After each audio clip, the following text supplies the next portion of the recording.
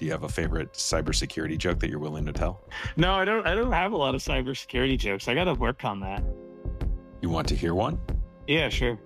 My son's a drummer, and I was inspired the other day to change my banking password to hi-hat. But the bank rejected it and said no symbols. Oh, that's pretty bad.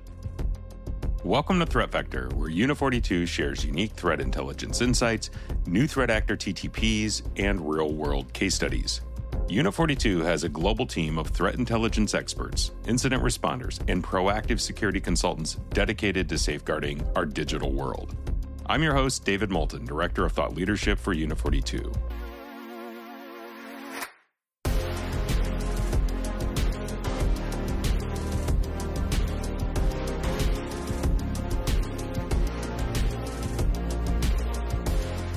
This week, I want to share a conversation I've had with Michael Siko Sikorski. Siko is Unit 42's CTO and VP of Engineering and Threat Intelligence. He's an industry expert in reverse engineering and wrote the bestseller, Practical Malware Analysis, and teaches cybersecurity at Columbia University. Siko was the first guest we had on Threat Vector, and it's great to have him back. In this conversation, we dove into the new 2024 Incident Response Report from Unit 42 and talked about emerging cyber threats and novel tactics that the team has uncovered as we worked matters with clients around the world. Siko highlights the importance of managing vulnerabilities and shared his thoughts on best practices to mitigate these risks. We also discussed how leveraging AI, automated responses, and threat intelligence can bolster cybersecurity. You can read the report or download a copy from our website. Here's our conversation. So, there were a couple of big themes that emerged from this edition of the report. First, speed matters. No big shock there, but we'll get into it in a second. Software vulnerabilities still matter. And, I think that given some of the news that we've seen recently, that's certainly the case. And then lastly, threat actors are becoming far more sophisticated.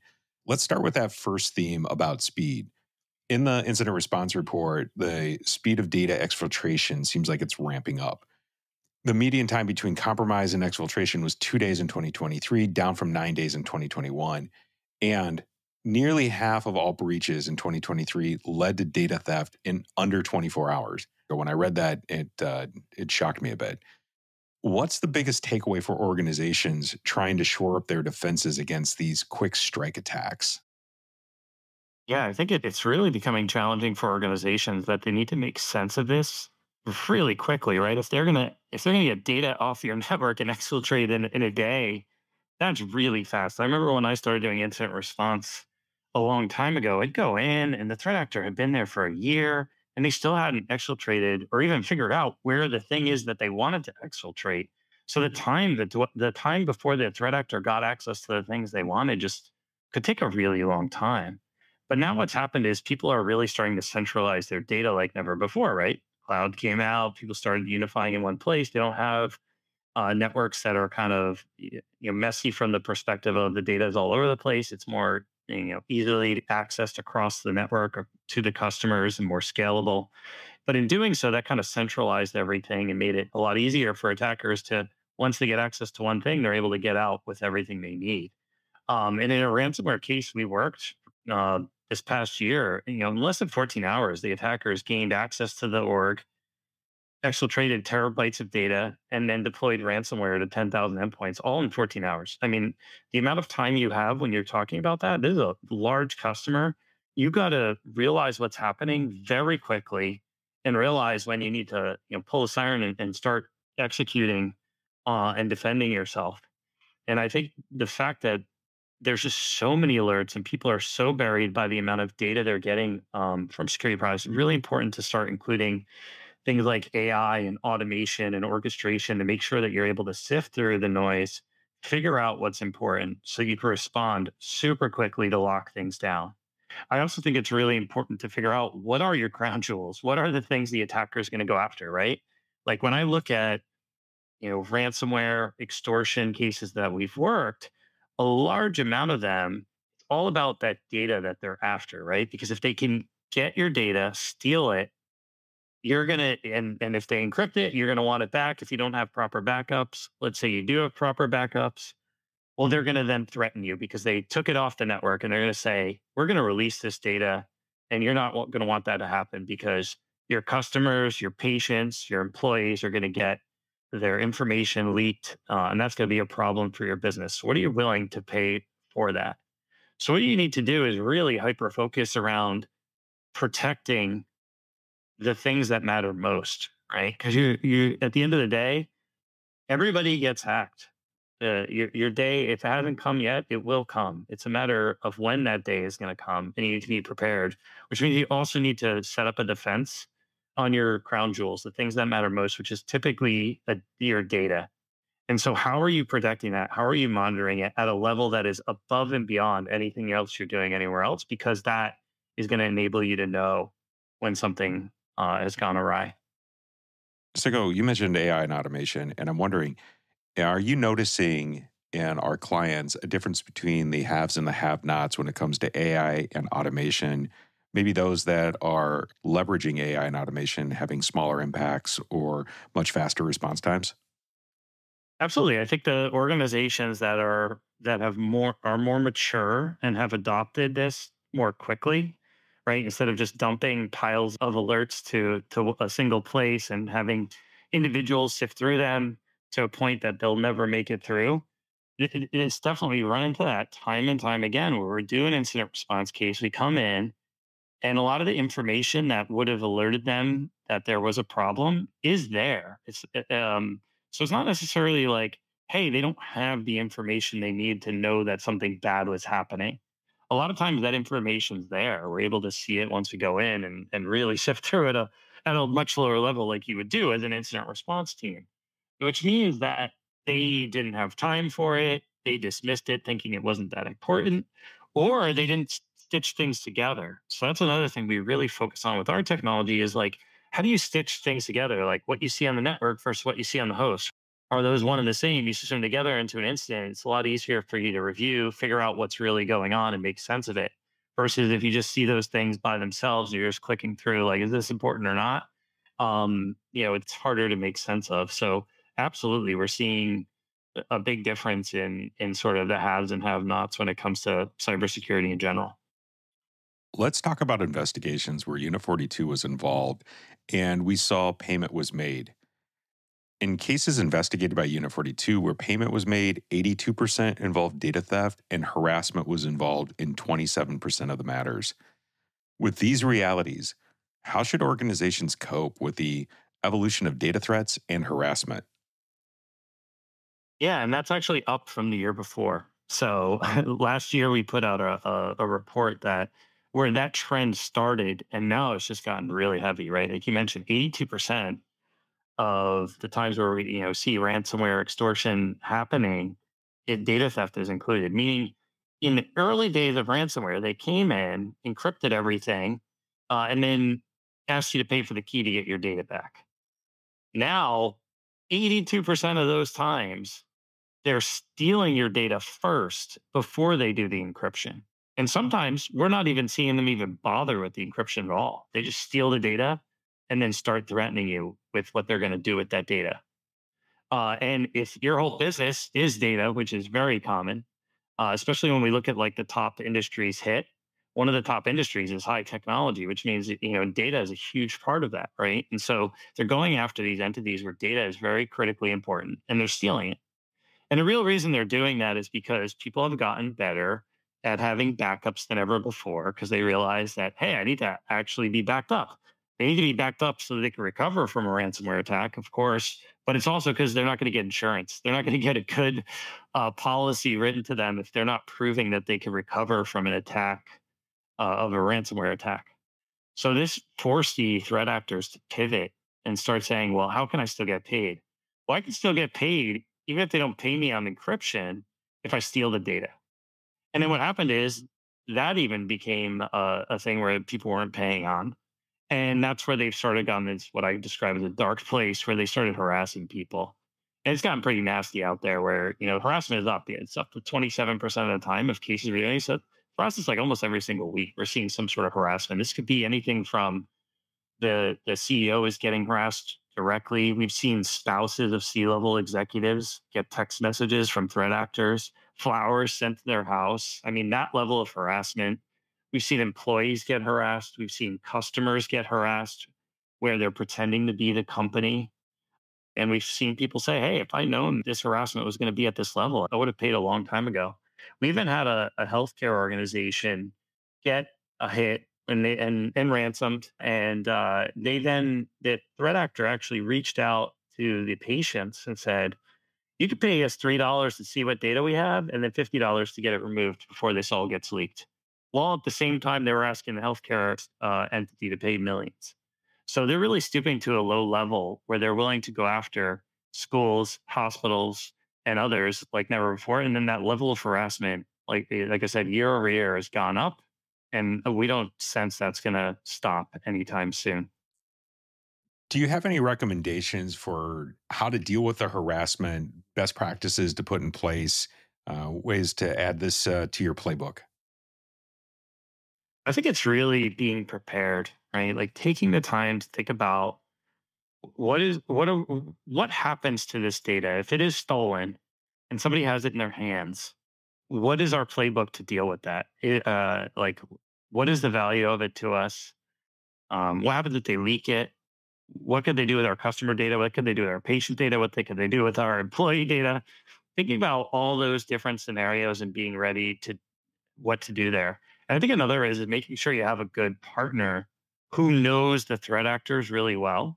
To the point of like, I mean, I'll talk about us. It makes sense. Is we actually have ransomware negotiators on staff in Unit 42 who understand what the threat actors are willing to do. And if they're going to keep their promises, right? If they're actually going to follow through and do what they said they're going to do.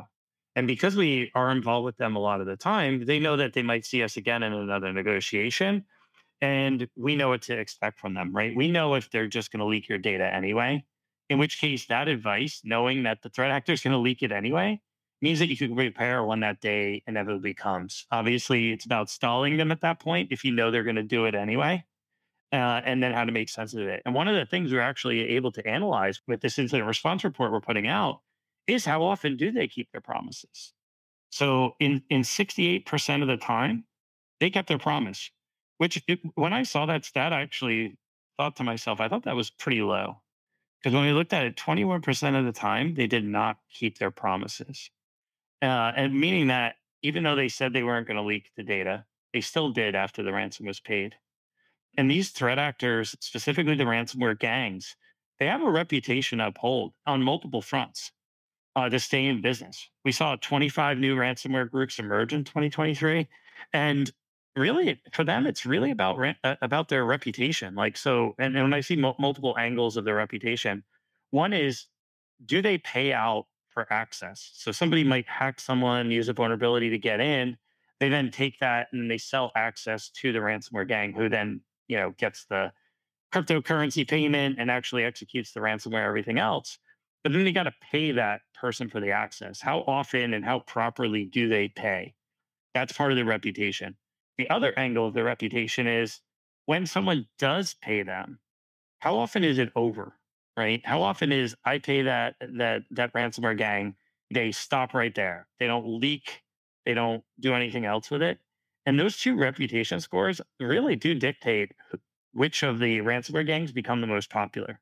Because as soon as you stray from that, it's like, why would you do business with them again? Right? Like if somebody starts not keeping a promise, we immediately advise our customers to not pay them, because what's the point if they're not going to honor the terms, right?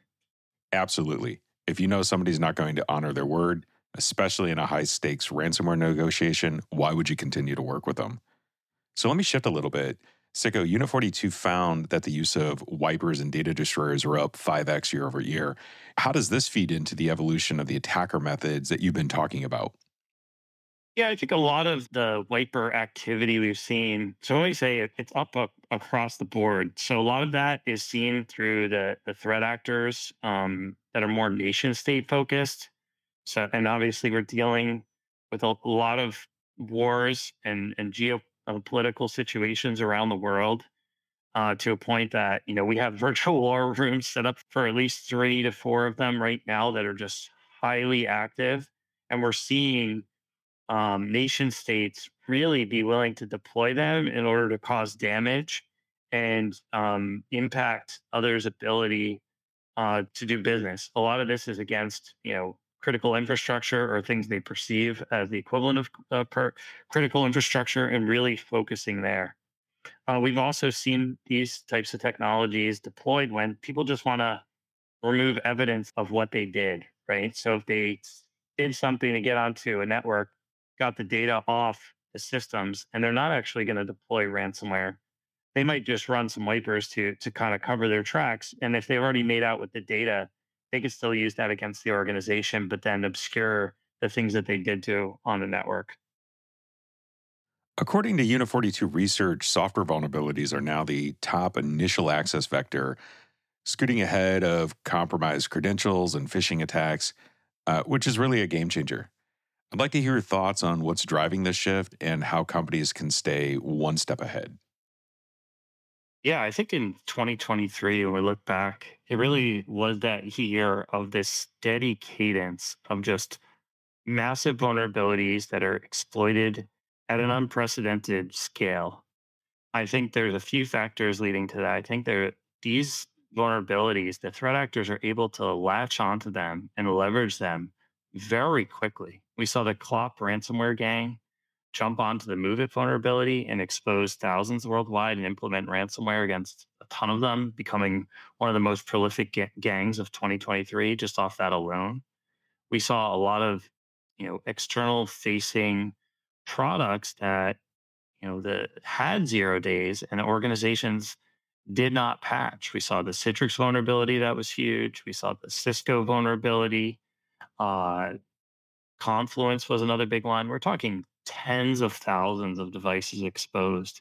And then most recently, we saw Avanti talk about 40 days in a row here with upwards of 30,000 exposed devices, to the point that the US government is saying, forget about that, just unplug it because we don't even know what's going to come next there. So just unplug the technology and not even use it because we don't know what more attacks could come against that. And the ability for attackers to take these vulnerabilities and scan the entire internet for them and really have a good understanding of what someone's is vulnerable to very quickly, so that they can execute their attack, is leading towards that. So this steady cadence of just massive attacks of externally facing technologies is a big reason why. And some of these technologies are legacy. So these aren't necessarily things that are new. In the Cisco case, it was something that should have been patched a very long time ago, or not even really exposed to the internet at all. So it's just a general inability for companies to patch these, prioritize the patches, but to also pay attention to their actual hygiene of what are the things they have attached where people can get access and exploit. And that's what's really important to continually perform an analysis of the attack surface that you have out there, right? What is your actual footprint? What things are exposed? Are people spinning things up in the cloud that you didn't even know and exposing that to the outside world that makes you vulnerable? Is there some old router that still attached to the web that with an admin interface that shouldn't be attached? These types of things are really what organizations have to be hyper focused. Like a lot of times they're like, oh, we got to move to the cloud. And then they forget about all this stuff that they have plugged in that needs to also be looked over. So I think prioritization of the vulnerabilities, patching them, and then constantly paying attention to what is actually exposed, especially as more and more vulnerabilities get released, means that you need to very quickly get in there and patch them. But that's the other thing, is making sure you know what the attackers are going after. So as soon as the attackers are jump onto a certain vulnerability, you need to know about that and make that your highest priority, because that's the biggest risk, right? 0 days are out there no matter what you do, but knowing that the attacker is leveraging them, and that's why you need to prioritize it or even take it offline until you fix it. Like those are critical things that you need to focus on. And back to the point of vulnerabilities actually displacing phishing for the first time in years, I think that's going to be short lived. I really do. I think my prediction is that this is going to be a 1 year thing, and that's despite of the Avanti 0 day happening already. I think the reason is because of generative AI and the ability of attackers, their phishing techniques are going to get so much better because they're not going to be broken English and things like that slowing them down. And instead, it's going to come up and be the number one again next year. So, Sicko, talk to me about the best practices that you recommend to mitigate risk from software vulnerabilities. And then, if you've got a couple of ideas on what organizations should immediately do if they find that their software has been compromised. Yeah, I think you just need to make sure things are patched. I think that's been a forever problem in our industry is like, how do you actually prioritize the patches? What is actually exposed? And I think that's where you do attack surface reduction, right? You figure out what is your attack surface, what are the places that they might come after you on, and make sure that you have an ability to actually figure out which ones are the ones you need to remediate as fast as possible based on what's being exposed. Also, you can limit your exposure. Why do you have an admin interface to your routers exposed to the internet? Like you're just waiting for some 0 day to drop or something bad to happen, right? Like those should be taken down. So realizing that those are up and out there are a big part of this, right? I think about it as like it's all about executing a plan, right? And when we talked about the speed at which they're able to exfiltrate data is like, are you ever going to eliminate all of the 0 days and all of your supply chain of everything you own? Probably not. But you could be prepared to figure out what to do, what happens after the fact, right? And I think that's where defense and depth come into play, right? Thinking about the uh, different protections you have across the board so that as the attacker is moving laterally, as they're logging into systems that they shouldn't, how are you catching them along the way in case they do use a 0 day to get in and you didn't have a chance to prioritize it, right? And that's where things like zero trust also come in. It's a way to limit the damage. If they don't have the proper permissions to get access to something, they're going to then have to escalate and be able to figure out a way around. That's another angle in which you could catch them, right? And that goes back to the point of AI and automations and orchestration, where you're taking all this stuff that's coming in so that you can make sense of it quickly.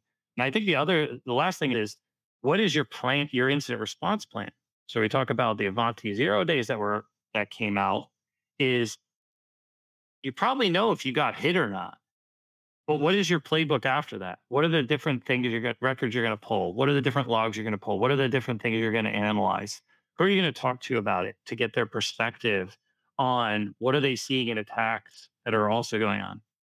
We've worked numerous cases for the Avanti 0 day. Talk to people like us who can give you advice of like, hey, we've seen this 10 other times. We've worked all these cases. This is what we're seeing in those cases. These are other things you need to look for. And I think that's where threat intelligence really comes into play is if you're learning from all these different incidents that you're seeing, you can really make sense of like, well, what does the attacker do after they exploited the 0 day, right? Because just knowing that 0 day, like you might have already been hit with it by the time you figured out that it's out there. So you need a plan to at least be able to dig in and leverage your relationships and partnerships to make sense of what actually is going on there. So I also think that, thinking about how to protect your data to the best of your ability is critically important, right? So things that are your crown jewels, be monitoring them, overly watching them to the point that you're going to really understand when something's not right or abnormal actually happening. So those are just some ideas that come to mind when it comes to w- what I recommend people thinking about when it comes to these vulnerabilities. Sicko, the report covers various ways that threat actors are becoming more sophisticated. And we touched on that a little earlier as one of the major themes. And this includes the evolution of living off the land, where attackers are not just using the tools in the environment, but building their own land via cloud instances and VMs. What do you think of these tactics? And how can organizations best defend against them? Yeah, I think when you start to think about living off the land attacks, you know, going back a few years now, was the threat actor would show up. A real popular one last year was Full Typhoon, where they'd show up and they live off the land, meaning they use tools that are native on the system. So things like PowerShells installed in Microsoft Windows. They would leverage PowerShell to execute an attack rather than drop malware on its system, which they might traditionally do, because PowerShell might be allowed to run on the system, but a piece of malware is not allowed to run. And so they would leverage different tools that are already on the system natively to execute their attack. And the other angle, which you mentioned, is sort of like setting up their own infrastructure inside someone's environment, right? With now the fact that the cloud has gotten so popular, attackers are getting credentials to the cloud, and that enables them to spin up uh, their own infrastructure, their own VMs inside customer networks, and essentially setting up the computer there that's running is actually inside being paid for by the person getting attacked. So the attacker's coming in and they're saying, well, I'm just going to set up my own computer in your infrastructure and launch all my attacks for there. And guess what? You're paying for the cloud bill on that. So you're essentially paying a cloud bill for the attacker to attack you, which is kind of crazy to think about. And that's where it's really important to figure out, you know, what is happening in your cloud environments, right? Doing that discovery, doing the posture management things that you need to do to be able to catch when something unauthorized is happening very quickly and shutting it down and making sure it's gone. Because, people spinning up things inside your environment is, yeah, there's a cost to it, right? Because they could also start mining for cryptocurrency and everything else from that standpoint. And also, these things that they're spinning up in your environment, they might get access to systems across the network that they wouldn't otherwise have. And most people's machines on your network, like your employee machines, are managed, right? They have maybe a EDR product or antivirus and other things on it that are naturally logging back and reporting that things are all good. But when they spin up these types of things in the environment, that doesn't have any of that technology installed and can make it easier for them to fly under the radar. It sounds like you're saying that the call is coming from inside the house. What's your advice to listeners to deal with this level of sophistication? I think it's all about, realizing what is actually happening in your cloud environments, right? I think people are not doing that properly. They are not really paying attention to the cloud and implementing the level of protections in the cloud that they need to be.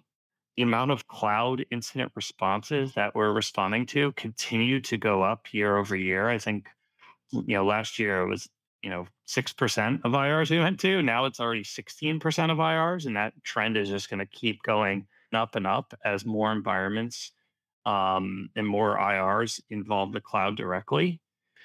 And I think when people are moving there, they're not really thinking through it. They're hiring, people don't often have a lot of experience with it. They don't have a ton of people who know the security they should be implementing there. There's a lot of hard coded credentials that are being leveraged to get into things that the attacker that could then go after. And then people are just not paying attention to the things that are the shadow IT that's getting spun up in the cloud. Yeah, it's getting the job done for the employees who are spinning it up, and they're not necessarily trying to cause damage by doing it. But sometimes that leaves things vulnerable because they're not patching them, they're not monitoring those things. They're getting spun up, and then it provides an access for an attacker that wouldn't otherwise be there. And the same thing goes for, are you monitoring what's going on in your cloud in case an attacker gets in there and starts spinning up things left and right? Through all the changes in tactics, Unit 42 saw more than twice as many investigations involving business disruption, 35% of the cases in 2023, and that's up from 16% in 2022. Do you expect that trend is going to continue? Absolutely. I think that when we're seeing these extortion cases and the ability that, hey, we're going to disrupt and take your data and then start harassing your customers, your patients, everything else, that's very problematic, right? And I think another thing we're seeing is they're extorting you, right? And we're talking about data theft extortion, but another extortion technique that they could go after is, well, what happens if I take down your website? What happens if I take down your cloud environments because I stole the credentials to all those things? And how many days, how many hours it's going to take you, and what is that actually going to be? How costly is that going to be to your business? And then also we're seeing like, a lot of these 0-day vulnerabilities we saw, and even patch vulnerabilities that or end-day vulnerabilities that we've seen, where people haven't implemented the patch, they're having to actually take systems offline. And a lot of these are network connectivity systems, right? VPN software, routers, things like that, where they actually could take those offline due to an attack. And when you're taking that offline, that means people can't connect to the network. It means they can't get their work done. And that's why we're seeing those go up, is because a combination of these extortion techniques, a combination of the types of vulnerabilities that we're seeing out there being exploited. I think you're absolutely right there, Sicko. As an attacker, you want to have leverage, and it really doesn't matter if it's a threat to share your data or to turn off work processes. It's leverage. And I think attackers, as nasty as it is, are willing to use it. So let's shift gears real quick and talk about AI, everyone's favorite topic. Given the significant role AI plays in cybersecurity, and this is something that's highlighted quite a bit in the 2024 Incident Response Report, could you share your perspective on how AI is reshaping the landscape of cybersecurity, defense, and threat detection?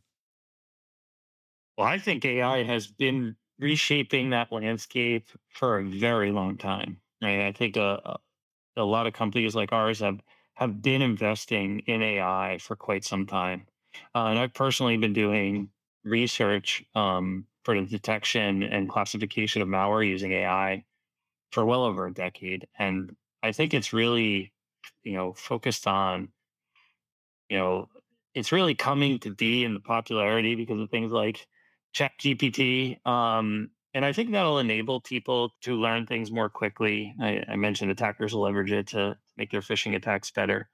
But I think the AI reshaping, cybersecurity defense is a journey we've been on. And the question is how quick can we get there? Because we really need to move faster. Because as fast as we're going to implement AI in our defense, the attackers are going to be using AI for their attacks. And so we have to stay ahead of the curve. And I do think there's some promise there. There's some light at the end of the tunnel from the perspective of if we can use AI to find these vulnerabilities in our software as our developers are writing them, which we're starting to do, we can then patch them and not have them even exist, right? And if they don't exist, then the AI on the other end isn't going to find them, right? So I think there's really a lot of like thought of like, could AI actually cause more benefit to offense than it can, or sorry, to defense than it can to offense? In which case it could be really beneficial because at the end of the day, there is time for us to fix all the problems before it goes out. And so it's about how fast can we leverage that technology to make sense of things. And then I think we invested a lot as a security industry, as CISOs of trying to implement these things. And we wanted all this cool technology out there, but the problem with all the cool technologies, it just fires tremendous amount of alerts that is just really problematic for us to make sense of as humans. And that's where AI really needs to come in and clean things up.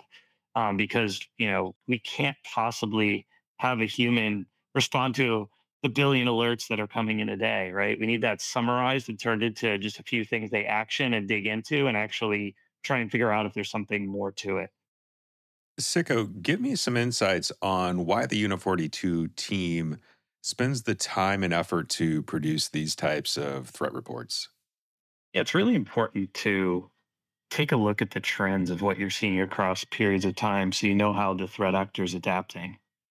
And one of the big things we do in Unit 42 is we don't just go around doing incident response one after another. We actually take time to examine what happened in those incident responses.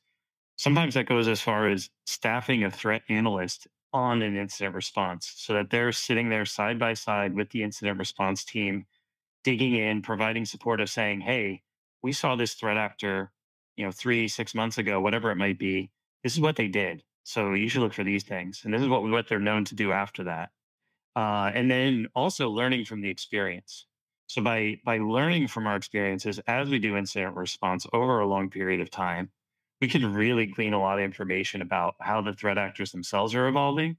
And then when we come into the next incident response that hasn't even hit our phone yet to call us in, it's almost like we know what to look for as soon as we come walking in the door. And when you take it a step back even further than, the lower level attacker level, you can say, well, what do the trends look like across all incident response? And by doing so, you can say, well, let's take a look and figure out how are people breaking into these networks, right? Because nowadays we can actually take our time to do an incident response. And during that, we could say, how did they get in? What was the initial infection vector that led to this intrusion? Because of the fact that we're getting called in so much faster than we ever were before, we could figure out how the attacker got in. And by looking at that across all of the incident responses we've done, we could say, oh, this is where we really need to focus our security. We can use that information to find gaps in our own products, gaps in what the customer owns and how they have their things configured. And then we could, best go into the new year knowing what types of things to recommend to customers based on what we've historically seen. All right, Siko, this has been a fascinating conversation. What's the most important thing a listener should take away from today's conversation? I think the most important thing is that the fact that if vulnerabilities have become the number one way that they're getting into a network, I think that's a very hard thing to combat. I think it's a best effort. I think it's focusing on your attack surface that's out there, but inevitably a 0 day, by nature of it being a 0 day, there's only so much you can do. And that's why defense in depth and making sense of all of those alerts, which is really your defense in depth, right? Because you have all these point products that come together. If you can make sense of all that noise and turn it into the one alert that's the really important one, for you then to pivot and realize that I need to dig in all these other places and action it in the right way, I think is of the utmost importance. And I think that comes together with AI, with threat intelligence, and with really making sure that you're protecting the things that matter most. Siko, thanks for taking us through your thoughts on the new 2024 Incident Response Report from Unit 42. We have a link to that report in our show notes, or you can visit the Unit 42 site. Before we end today, I want to share some of my own thoughts. Hosting the Threat Vector podcast means I always learn something new from our guest, and I hope you do too. For me, talking to experts is an incredible way to learn, and today I had 3 big takeaways from my conversation with Siko. My first takeaway happened when we were talking about vulnerabilities. In this report, we noted that software vulnerabilities were the number one access point for threat actors, and then recommended having a well-planned, well-practiced incident response strategy. That second part, the IR strategy, really isn't a surprise. But for me, the big takeaway I had was that this recommendation is great advice for anyone that needs to respond to a security risk, podcast hosts included. As the person responsible for Threat Vector, I didn't have a playbook for how to get an episode out when the Ivanti Vulnerabilities Rapid Response kicked off here at Unit 42 at the beginning of February. Thankfully, I'm surrounded by incredibly dedicated professionals here at Unit 42, and we're able to respond and put out a great episode. In fact, if you've not heard it and are concerned about the Ivanti vulnerabilities, you should go listen to it. There's a link in our show notes. Ingrid Parker and Sam Rubin did a fantastic job outlining the situation, the risks, and then gave thoughtful guidance on what you should do. And as Sam pointed out, even if you're not impacted by these Ivanti vulnerabilities, use this moment as a reason to review your playbooks. Or as he says, let's use this as an opportunity to make sure that we understand our attack surface. Let's make sure it's an opportunity to make sure we have the right prevention, detection, and response strategies and capabilities in place. And if you need help with that, contact Unit 42. The next thing I took away from the conversation was Siko's prediction that vulnerabilities being the number one access point for threat actors will be short-lived. At first, this really surprised me, but I think he's right. Threat actors will leverage any technology that gives them an edge. And AI will certainly help threat actors with phishing. As we update this report throughout the year, this will be something that we look out for. I suspect this is a case of when, not if. And my final takeaway was a reminder of just how relentless and adaptable and at times sophisticated threat actors can be.